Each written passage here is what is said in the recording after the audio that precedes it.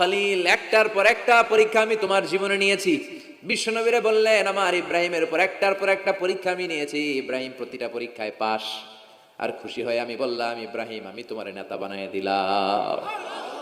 Allah put Sayyidina Ibrahim in some tests and trials, and Sayyidina Ibrahim successfully overcome all the tests. Allah said, Ibrahim, I'm gonna make you the leader. Ibrahim, আমি তোর leader বানাই দেব। এই ফলাফল স্বরূপ তোমার আমি গোটা বিশ্বের নেতা বানাই দিব। I'm gonna make you the leader. এজন্য সাইয়েদনা ইব্রাহিমকে নেতা বানাই দিলেন কে? একটার পর একটা পরীক্ষা তিনি দিয়েছেন। একটাও সাধারণ পরীক্ষা ছিল না, সব ভয়ঙ্কর পরীক্ষা। পরীক্ষাগুলো ছিল অগ্নি পরীক্ষা। পরীক্ষা নাম্বার 1 ইলকাউহু ফিন্নার, আগুনের পরীক্ষা। নমরুদ বলে, ইব্রাহিম ঈমান ত্যাগ করো, না হলে আগুনে ফেলবো। কোথায় ফেলবো?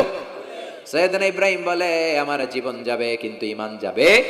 ঈমানের পথে অবিচল থেকে